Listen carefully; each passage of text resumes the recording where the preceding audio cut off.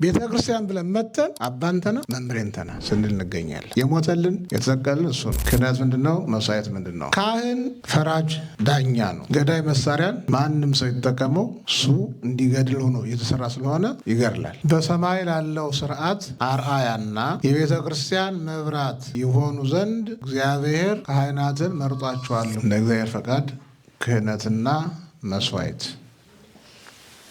በሚል መሰረታዊ ሀሳብ ላይ ተመስርተን ክህነት ምንድነው? መስዋዕት ምንድነው? ይሄን ርዕስ መምረጥ ስለምን አስፈለገ የሚለውን በውስጡ እያየን ለመምጣት እንሞክራለን። ቤተ ክርስቲያንን ምሰሶ ሆነው ካቆሙ መሰረታዊ ነጥቦች አንዱ ክህነት ነው። ቤተ ክርስቲያን እንድትፈርስ ምዕመናን እንዲበተኑ ሲፈለግ መጀመሪያ ተገዝግዞ እንዲጣል የሚደረገው ክህነት ነው። ያ ደግሞ እጅግ በጣም በሰፊ የተሰራበት ነው። በማወቅም ባለማወቅም ሌሎች በእቅድ ያደርጋሉ። የቤቱ ሰዎች ግን ያው ሰዎቹ ያጠፉ ስለይመስልን ሰዎቹንና ክህነቱን መለየት ስላልቻል ካህን የሚባል ላይ በሙሉ ያው እኛም እንዘምታለን፣ አናጣራም የሚባለው ሁሉ ይባላል።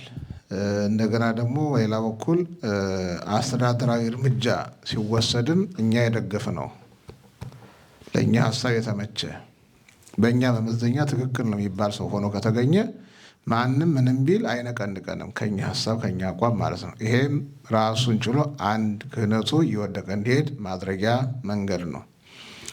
እንደምታውቁት የመንግስት ለውጥ በሚደረግ ጊዜ በሀገራችን መጀመሪያ ትኩረት የሚደረገው ቤተክርስቲያን ላይ ነው። ከቤተክርስቲያን ደግሞ ግንባር ቀደም አባቶች ላይ ነው። ይሄ ቢያንስ በሀገራችን 2 ጊዜ በደንብ ታይቷል። ሶስተኛው ያው ዲፕሎማሲያዊ በሆነ መንገድ ነው እየተደረገ ያለው፣ ግን ከሁለቱም የተለየና የተሻለ አይደለም እና ቤተክርስቲያን ግዝት የሚለውን ራሱ እንድትጫወትበት የሆነ እንደ ተራ ነገር አድርጋ ራሷ አሳይታ ልጆቿም ግዝት የሚለውን እንዳይፈሩት የማድረግ ሂደት ተሰርቶ አሁን የደረስንበት ላይ ደርሰናል። የትኛውም አባት እንኳን እንደኛ አላግባብ ነው ባልን መንገድ ይቅርና አግባብ ነው ብለን በምናምንበት መንገድ እርምጃ ቢወስድ እንኳ ነገሩ እውነት ነው፣ ግን ማድረግ አልነበረባቸውም ነው የምንለው እንጂ እውነት ነው ቤተክርስቲያን ስርዓት ነው ብለን ለዛ አንቆምምና የምንማርበት ምክንያት ይኖረዋል። እሱ እንዲጠበቅ ስንሰራ ሀብተ ክህነቱ እንዳለ ስናምን እግዚአብሔር እኛን ከሚጎበኝባቸው መንገዶች አንዱ ሀብተ ክህነት መሆኑ ይገባናል። ካህኑ የበቃ ቢሆን መመዘኛዋን አሟልቶ ካህን የሆነ ቢሆን እንደ መጽሐፉ የሚኖር ቢሆን ቅዱስ ጳውሎስ ለቲቶም ለጢሞቴዎስም በጻፈላቸው መሰረት ሁሉን ነገር አሟልቶ የተገኘ ቢሆን ጥሩ ነው። እሱም ይጠቀማል፣ እኛም እንጠቀማል። በእውቀቱም በሕይወቱም በአገልግሎቱም ሁሉ ባይሆን እንኳ ግን ካህን ሆኖ ካገኘ ነው ከሆነ በኋላ ከመደራደር፣ ከመጨቃጨቅ፣ ከመነቃቀፍ መቀበል የሚገባንን ተቀብለን እንዲያሟላ የሚጠበቅበት ነገር ካለን እንዲያሟላ እያገዝ ነው። ግን በክህነቱ መጠቀም ነው። ምክንያቱም ክህነቱ ምንም አይነት ሰው ላይ ቢያርፍ የካህደስ ካልሆነ ድረስ ስራ ይሰራል። ገዳይ መሳሪያን ማንም ሰው የተጠቀመው እሱ እንዲገድል ሆኖ የተሰራ ስለሆነ ይገድላል። ገዳይ ምግብ፣ መርዝ የሆነ ምግብ ምንም አይነት ሰው ይብላው፣ ምንም አይነት ሰው ለማንም ይስጠው ከሰጪው አንጻር ሳይሆን ራሱ ምግቡ መርዝ ስለሆነ ተመጋቢውን መጉዳቱ የማይቀር ነው ማለት ነው። ምንም አይነት ሴት ታዘጋጀው ምግብ እስከሆነ ጤናማ ምግብ እስከሆነ ድረስ ምግብ ሆኖ ረሃብን የማያስወግድ ምግብ ፈጽሞ የለም አይደል? ስለዚህ ከሰሪዋ ጋር ሁለት እጇ የተሟላላት ልትሆን ትችላለች። አንድ እጇ የጎደለ፣ አንድ ጣቷ የጎደለ፣ ሙያ የሌላት ልትሆን ትችላለች። ምናምን የሚሆን ብዙ የሚጎላት ነገር ሊሆን ይችላል። ግን ምግቡን ሰርታ እስከመጣችው ድረስና እስከበላ ነው ድረስ ከሰሪዋ ሳይሆን ከምግቡ አንጻር ሆዳችን ይጠግባል፣ ራባችን ይወገዳል። ክህነትም በጥቂቱ እንደዛ ነው የሚለው እንደዚህ ያህል ነው። መግቢያ ጥቅስ ይላል እስመ ኀረዮሙ እግዚአብሔር ለካህናት ይኩኑ አርአያ ዘበሰማያት ይኩኑ ማኅቶታ ለቤተ ክርስቲያን። እንዲህ ያለው ቅዱስ ያሬድ ነው። ወደ አማርኛ ስንመልሰው በሰማይ ላለው ስርዓት አርአያና የቤተ ክርስቲያን መብራት የሆኑ ዘንድ እግዚአብሔር ካህናትን መርጧቸዋል እኮ ይላል። ሁለት መሰረታዊ ነገር አለ እዚህ ንባብ ውስጥ። አንደኛው በሰማይ ላለው ነገ ስንሄድ እዛ ለሚጠብቀን ለዘላለሙ አገልግሎት ምሳሌ የሆኑ ዘንድ አርአያ የሆኑ ዘንድ። ሁለተኛው የቤተ ክርስቲያን መብራት የሆኑ ዘንድ። ሁለቱም ወሳኝ ናቸው። ግን ይበልጥ አጉልተን የምናየው የቤተ ክርስቲያን መብራት መሆናቸውን ነው። ምክንያቱም እዚህ ያለው ሲገባን ነው እዛ ያለው የሚገባን። ያኛውን ስላላየ ነው በሰው ዓይን ያልታየ፣ በሰው ልብ ያልታሰበ፣ በሰው ጆሮ ያልተሰማ ልዩ ጥልቅ ረቂቅ ስለሆነ ያንን መረዳት አንችልም። ይሄኛውን ሳንረዳ እዚህ ያለው ሲገባን፣ እዚህ ያለውን ስናስተውል በዚህ ያኛውን ብርሃን ያኛውን ምስጢር ማየት ማወቅ እንችላለን። ስለዚህ ካህናት ለቤተ ክርስቲያን ምንድን ናቸው? የላችሁም አሉ። እንደገና ልድገመው። ካህናት ለቤተ ክርስቲያን ምንድን ነው? ቅናት ይመስልባቸዋል ዝም ስትሉ፣ የቀናች ነው የምትመስሉት። ካህናት ለቤተ ክርስቲያን ምንድን ናቸው? ያልተናገራችሁ አላችሁ። አይ ለምን አላናገራችሁም? አይ ጨለማ ናቸው ልትሉ ቻላችሁ። ከምታዩብን ከምትሰሙብን ነገር አንጻር እናንተን ብሎ መብራት ልትሉ ትችላላችሁ። ግን ባትስማሙም እውነቱን ግን አትቀይሩትም። እውነቱ አይቀየርም። አሁን ያሉት ካህናት በዚህ ዘመን ያሉ ካህናት በዛ ደረጃ ላይ ናቸው ወይ ነው ጥያቄው እንጂ ክህነቱ ግን እንደዛ ነው የሚያደርገው። ክህነቱ የተካኑትን በሙሉ እንደዛ መብራት ነው የሚያደርጋቸው። ያውም የማይጠፋ የሚነድ መብራት ነው የሚያደርጋቸው። ስለዚህ መብራት ከሌለ አገልግሎት የለም፣ ሙቀትም የለም፣ ቅዝቃዜም የለም። በዚህ ሀገር አይነት ስናየው ማለት ነው። ምግብ የለም፣ ሻይ የለም። እንትን ውስጥ አስገብታችሁ እንዲህ የምታውሱት ነገር የለም፣ ምንም የለም። በአጠቃላይ መብራት ከሌለ ቅዱስ ያሬድ ካህናትን እንደዚህ ባለ መንገድ ነው የሚገልጣቸው። ስለዚህ መጀመሪያ በዚህ ሀሳብ እንስማማለን። የመጀመሪያው ጥያቄ አሁን መምሬ ገሌ፣ አባ ገሌ፣ አቡነ ገሌ የሚል እንዳትገቡ። በጥቅሉ ካህናት እንዲህ መሆናቸውን አምነን እንቀበላለን ወይ? ካህናት በሰማይ ላለው ስርዓት አራያ፣ በምድር ላለች ቤተክርስቲያን ደግሞ መብራት በመሆናቸው እንስማማለን ወይ? እሺ፣ አለመሰማትን መብት ነው። በነፃነት ሀገር የመናገር ምንድን ነው? ፍሪደም ስፒች ኦፍ ፍሪደም ነው። ፍሪደም ኦፍ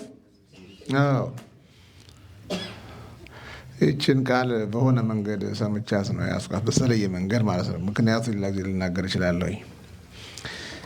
እና ክህነትና መስዋዕት በሰው ልጅ ሕይወት ውስጥ ያላቸው ቦታ በቃላት የሚገለጥ አይደለም።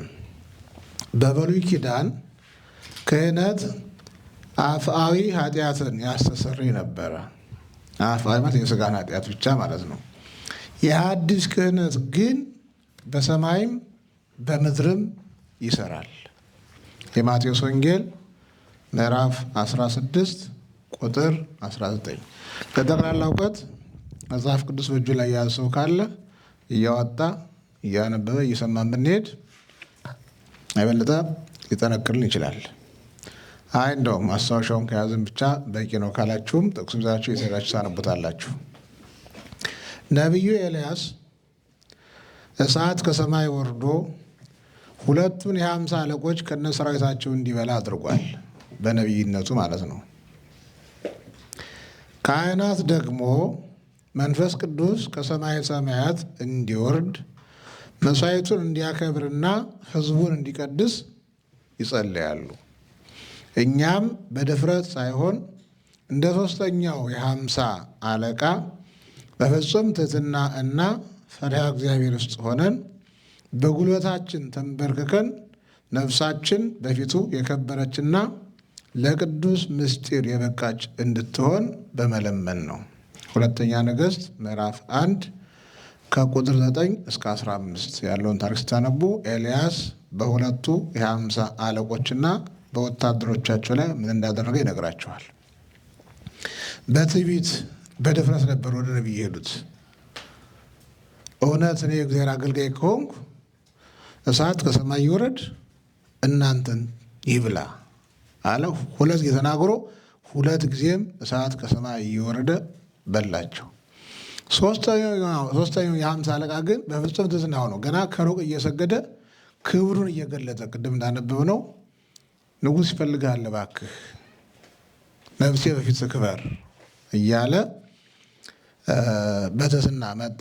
እግዚአብሔርም ሂድ አለው፣ አብሮ ሄደ። ስለዚህ ያ የኤልያስ ዘመን የብሉይ ኪዳን ዘመን ነው። ፍጹም ምሕረት ያልተሰጠበት ዘመን፣ የፍዳ ዘመን፣ የቅጣት ዘመን።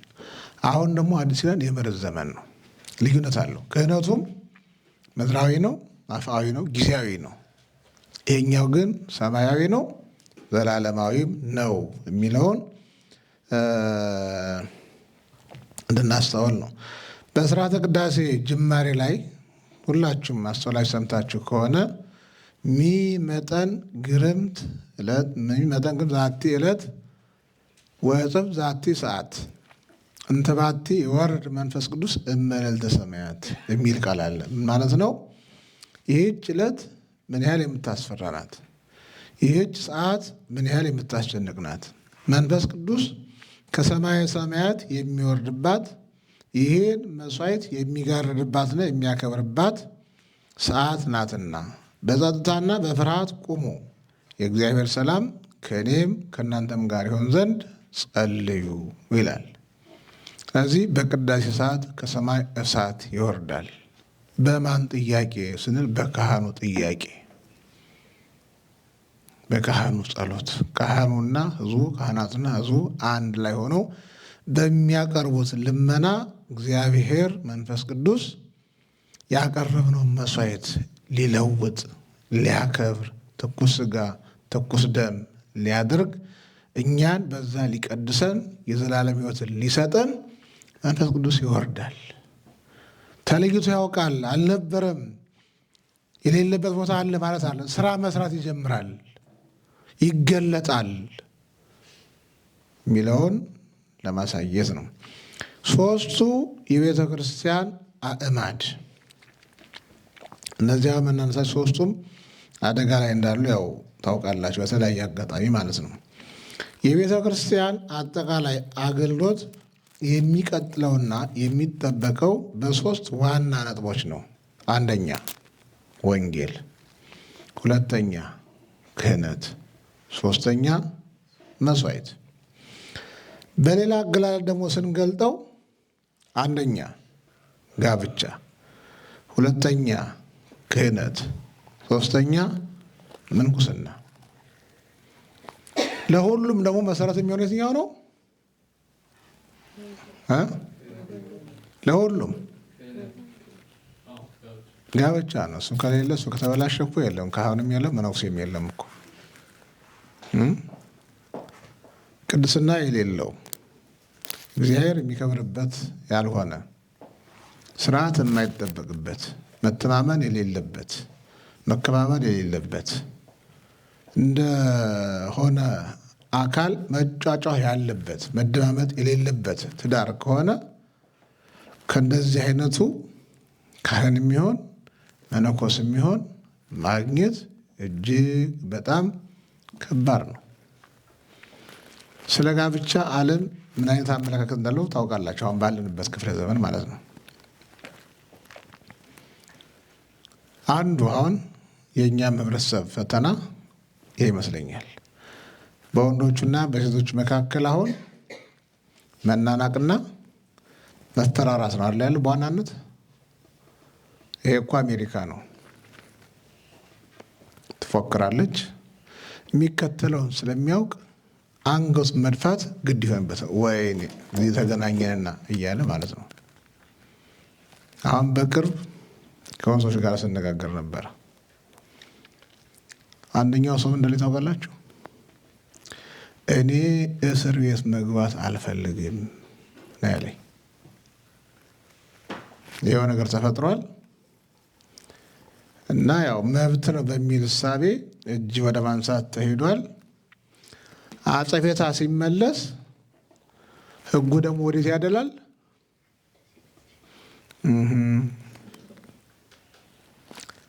እና ይሄ ጉዳይ ከቀጠለ የምገኘው እስር ቤት ነው። እኔ ደግሞ ይሄን ማድረግ እንዲህ መሆን አልፈልግም።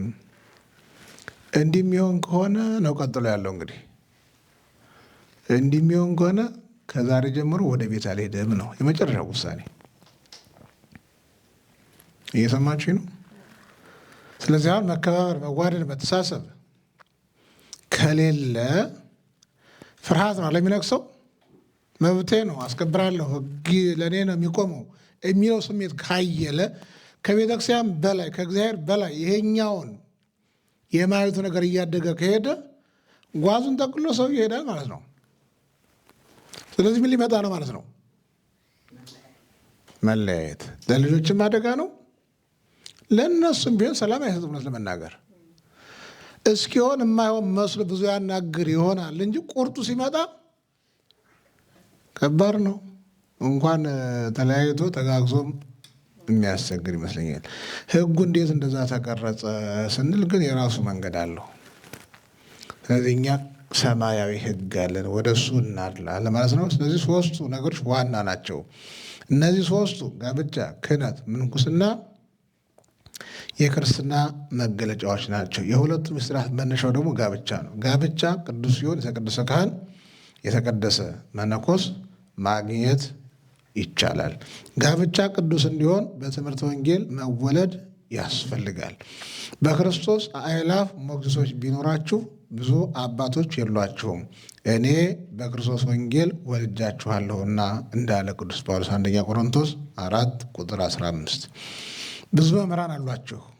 በተለያየ መንገድ ከተለያዩ መምህራን ተምራችሁ ሊሆን ይችላል። ለመጀመሪያ ግን ወንጌል የሰበኩላችሁ እኔ ነኝ፣ እኔ አባታችሁ ነው የሚላቸው ቅዱስ ጳውሎስ። እኔ ነኝ የመጀመሪያ ቀዳሚ አባታችሁ እኔን ይዛችሁ ነው ሌሎችን መቀበል የምትችሉት፣ እኔን ገፍታችሁ አይደለም። መሰረታዊ ነጥብ ነው ይሄ። በተለይ አሁን እዚህ አሜሪካ አካባቢ 2-3 ካህናት ካሉ ችግር ይፈጠራል። መጀመሪያ አንድ አባት ይመጣሉ፣ ቀጥለው አንድ አባት ይመጣሉ። ከዛ ቀጥለው ለመጡት አንድ ሰው ይመጣና አባንተና እንዲህ ናቸው፣ እንዲህ ናቸው፣ እንዲህ ናቸው፣ እንዲህ ናቸው፣ እንዲህ ናቸው፣ እንዳይቀርቧቸው፣ እንዳያምኗቸው፣ የልቦን እንዳያናግሯቸው ምናምን ብሎ ይሞላቸዋል። እሺ ይሉና እንዲህም የተባሉትን አባት ይሄንም ነጋሪውን ሰውዬ አንድ ቀን ይቀጥሯቸዋል አንድ ላይ። ከዛ እኛው ተደመጥኩ ብሎ በቃ ያው ስራውን ስለሰራ ምስጢር ሊቀበል ይመጣል። በሉ በቀደም ዕለት መጥተው የነገሩኝን በሙሉ አንዱንም ሳያጓድሉ አሁን እሳቸው እየሰሙ ይንገሩኝ አሉን። እኛው ደግሞ ሰውየውን ውሃ በላው። እንደዚህ አላሰበማ። እሱ ያሰበው በተወራ ወሬ ሁለት ተጣልተው ጎራ ለይተው እዛ በቃ ሲደባደቡ ብዙ ቦታ ብትሄዱ ነው ችግር አለ። ብዙ ቦታ ክህነት ራሱ እንዲናቅ እኛው ራሳችን ሳናውቀው ቤተ ክርስቲያን ብለን መተን አባንተና መምሬንተና ስንል እንገኛለን። የሞተልን የተሰቀልን እሱ ነው። አንዱ የአጵሎስ፣ አንዱ የጳውሎስ፣ አንዱ የኬፋ ቅዱስ ጳውሎስ እንደው ለመሆኑ ጴጥሮስ ተሰቀለ ስለ እናንተ በጳውሎስም ተጠመቃችሁ? አንዱ ይተክል አንዱ ቢያጠጣ የሚያሳድግ እኮ እግዚአብሔር ነው። ተካይም አጠጭም እኩል ከእግዚአብሔር ዋጋ ተቀባይ እንጂ ተካዩ የተለየ አጠጩ የተለየ ነገር እኮ የሚያገኙት ነገር የለም። ቤተክርስቲያን እንዲህ ባለ መንፈስ የሚኖርባት ስትሆን የጸጥታ ወደብ፣ የሰላም ወደብ ትሆናለች። ያ ካልሆነ ግን እጅግ በጣም የሚናጋቡት ነገር። ለዚህ ነው ቅዱስ ጳውሎስ ብዙ መምህራን አስተምሯችሁ ሊሆን ይችላል፣ ሌሎቹን መቀበል የምትችሉት የእኔን መምህርነት ተቀብላችሁ ነው። እኔ በክርስቶስ ወንጌል ለመጀመሪያ ወልጃችኋለሁ ብሎ የመምህርነቱን የአባትነቱን ወግ እንዲያዩለት እንዲይዙለት አድርጎ ያስተምራል። ይሄ ለአንድነት ሲል ምዕራፍ 1 በተለይ ስታነቡት በደንብ ይሄን ያለበት መንገድ ይገባችኋል። ካህን ማለትን ማለት ነው። ቀጥለ የምናነሳው ነጥብ ነው። ካህን የሚለው ቃል ከሃነ ወይም ተክህነ ከሚለው ግስ የወጣ ቅጽልነት ያለው ዘር ነው። ዘር ውስጠ ዘ ወይም ስርዋጽ ቅጽል ይባላል። ለወንድም ለሴትም የሚያገለግል ይሄ ያው በቋንቋ ደረጃ ስትሄዱ የምታዩት ነው። ካህን ማለት የዘይቤ ትርጉሙ ቄስ፣ ጳጳስ፣ የእግዚአብሔር አገልጋይ፣ የሕዝብ መሪ፣ አስተማሪ፣ መንፈሳዊ አባት ማለት ነው። የሰው ልጅ ሰብአዊና መላካዊ ባህሪ ያለው ምግቡም ግዙፍና ረቂቅ ነው። ግዙፉን ምግብ በካህኑ ጥረት የታገዘ ወጥቶ ወርዶ ጥሮ ግሮ ያዘጋጃል። ረቂቁን ምግብ ካህኑን መሪ በማድረግ በመላእክት ምስጋና እያመሰገነ ነፍሱን ይመግባል። ይህንን ሂደት ከማስረጃ ጋር እንደሚከተለው ልናየው እንችላለን። እየሰማችሁ ነው? ይህ ተስፋ በማድረግ ማለት ነው። እርግጠኛ ነኝ።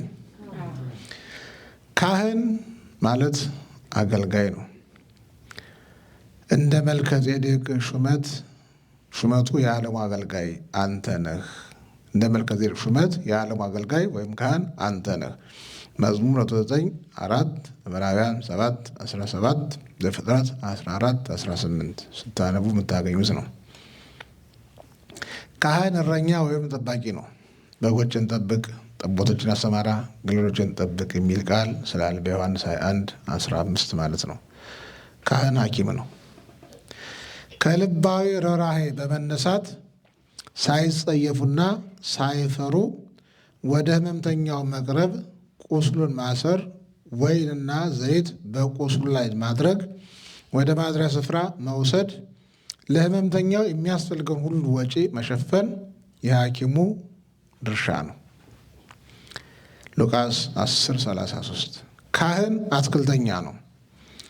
ይህም የአትክልቱን ስፍራ ተንከባክቦ መጠበቅ፣ ፍግ ማፍሰስ፣ ውሃ ማጠጣት፣ አንቆ የሚይዘውን ማስወገድ፣ አጥፊ አውሬዎችን ነቅሶ መጠበቅ ነው። ሉቃስ 13:8 ካህን መርማሪ ባለስልጣን ነው። የት እንደነበረ፣ ምን እንደሰራ፣ ለምን እንደሰራ ጠይቆ መርምሮ ከኃጢአት ወንጀል ነፃ እንዲሆን በቀኖና ለይቶ ያቆየዋል። ቀኖናውን ሲፈጽም ወደ ነበረበት ይመልሰዋል። ሂድ ራስህ ለካህን አሳይ እንዲል ማቴዎስ 8:4 ካህን ፈራጅ ዳኛ ነው። የዚህን ዓለም ተዉትና በመላእክት እንኳ እንድንፈርድ አታውቁምን እንዲል አኮ መኳንንተ ዓለም ዘይፈትሁ ላዕለ ቤተ ክርስቲያን አላ ቤተ ክርስቲያን ትፈትህ። መኳንንተ ዓለም በቤተ ክርስቲያን ላይ የሚፈርዱ አይደሉም፣ ቤተ ክርስቲያን ትፈርዳለች እንጂ የተባለው ለዚህ ነው ይላል። ይሄ ያለ ወይስ የለም? እንግዲህ መመርመር ነው። ሀገራችን ምን ላይ እንዳለች የአባቶች የመደመጥ ከፍታ በምን ያህል መጠን እንደወረደ የምናውቀው ነው። ከዛ ደግሞ እንደገና ወደ እኛ ስንመጣ እዚህ እንኳ እኛ ያለነው እንኳ የሆነ ነገር አታድርጉ ብለን እንኳ ለማዳመጥ እናንተ ስንት ዓመት እንደሚፈጅባችሁ ምን ያህል ማገዶ እንደምትጨርሱ ስናየው ክህነቱ ወርዶ የት እንደደረሰ በደንብ የሚታይ ነው።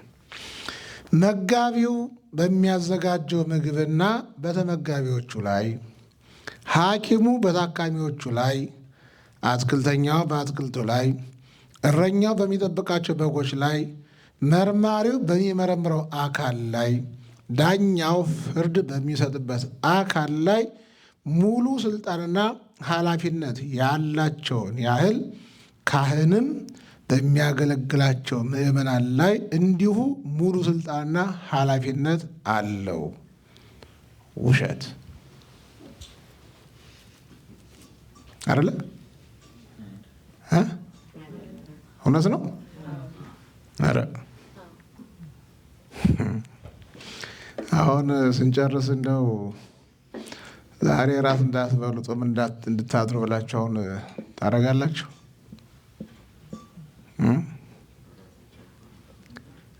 እንዴ እየታየ እኮ ይቀጥላል፣ ይጨምራል እኮ። ግን ገና ከመነሻው ስለምንፈራ መጽሐፉ ላይ ያለውና እኛ አንገናኝም። ለምሳሌ የእነንተና መዝሙር የምታዳምጧን የላችሁ? ስም አልጠራም። ሰዎች እኮ የሉም እዚህ ሀገር፣ በዚህ መንደር የሉም። አለመኖር ብቻ አይደለም፣ ቤተ ክርስቲያኒቱን አድርገው እያብጠለጠሉ እንደሚሳደቡ የምታዩት ነው። አቤት የእንተናማ መዝሙር እኮ ደስ ሲል ምስጥ እኮ ነው የሚያደርገኝ።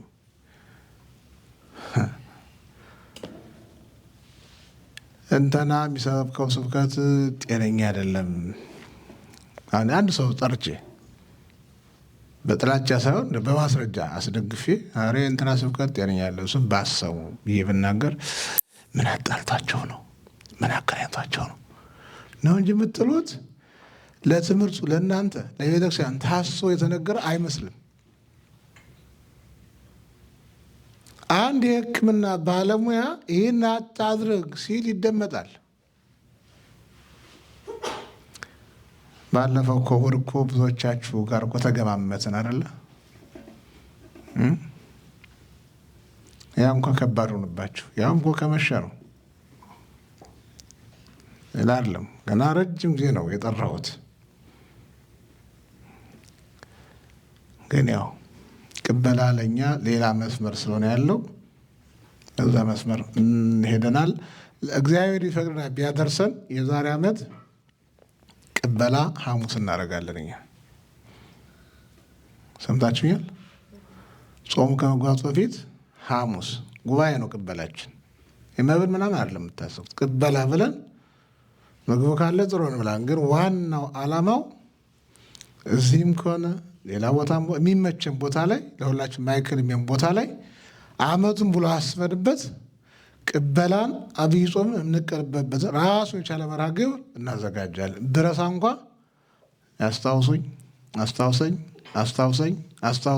አስታውሰኝ ብረሳ እንኳ እንዳትረሱ። ካህንና ክህነት ያላቸው አንድነት። ካህን የሚለው ቃል ለብዙ ቁጥር ሲሆን ካህናት ይሆናል። ካህን ወይም ካህናት የሚለው የወል መጠሪያ ነው። ሊቀ ጳጳሱን፣ ጳጳሱን፣ ኤጲስቆጶሱን፣ ቆሞሱን፣ ቄሱን በአንድ ላይ ካህናት ብለን እንጠራለን። እግረ መንገድ እዚሁ በእኛ ቤተ ክርስቲያን ቀሳውስት መምሬ፣ መምሩ፣ ቀሲስ፣ ቄስ ይባላሉ። በእኛ ቤተ ክርስቲያን ቄስ አባ አይባልም። ሰማችሁኝ? አሁን እኔ መታችሁ ወይ ቀሲስ ወይ መምህር ወጥሉኝ አቤት አላችሁ።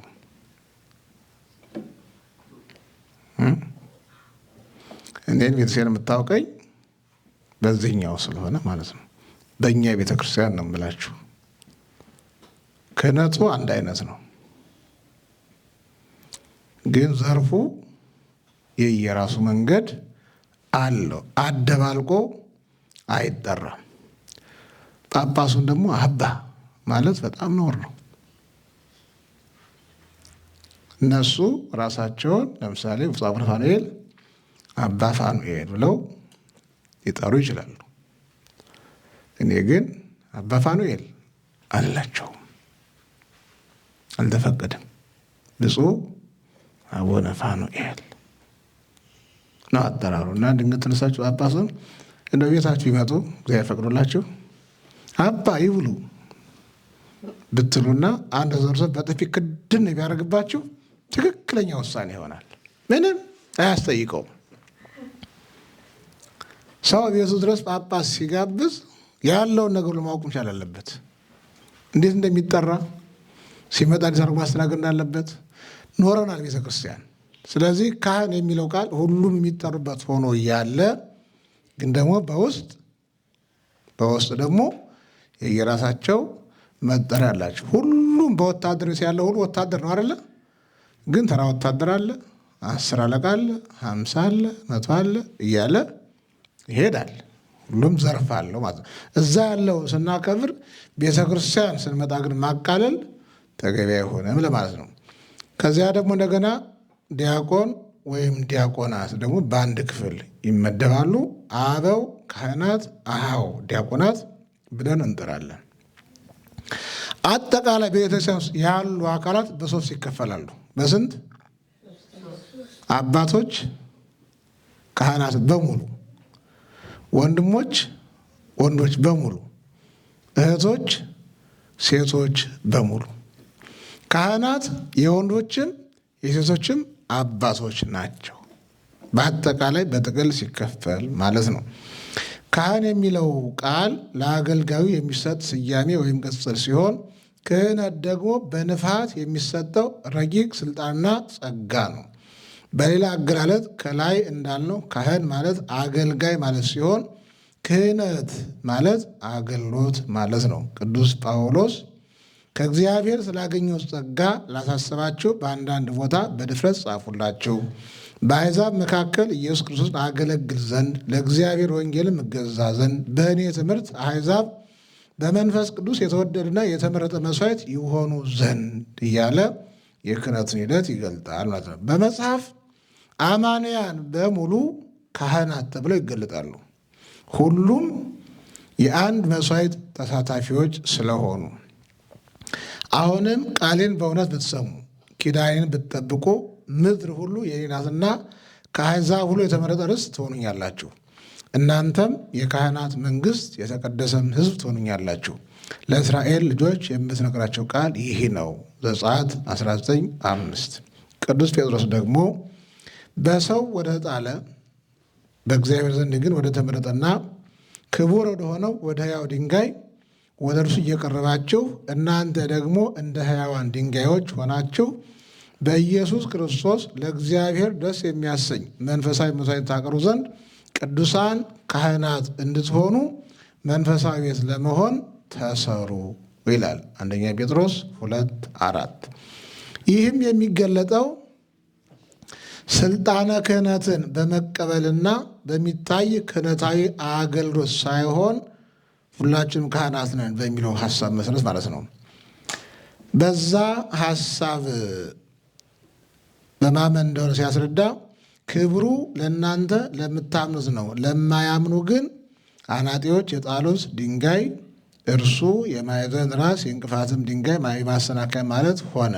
የማያምኑ ስለሆኑ በቃሉ ይሰናክሉበታልና በዚህ ደግሞ የተመደቡ ናቸው ይላል። ስለዚህ ሁላችንም ካህናት የምንባልበት ሁኔታ በዚህ መንገድ ይገለጣል የሚለውን ነው። ቅዱስ ጳውሎስ ደግሞ ይሄንን መስዋዕት የምንሆንበትን ካህናት የምንባልበትን ሲገልጥልን ይቅር ባይነት፣ ቸርነት፣ የዋህነት፣ ትሕትና፣ ትዕግስት፣ ንጽሕና ነው ብሎ ሮሜ 12:1 ላይ ይገልጣል።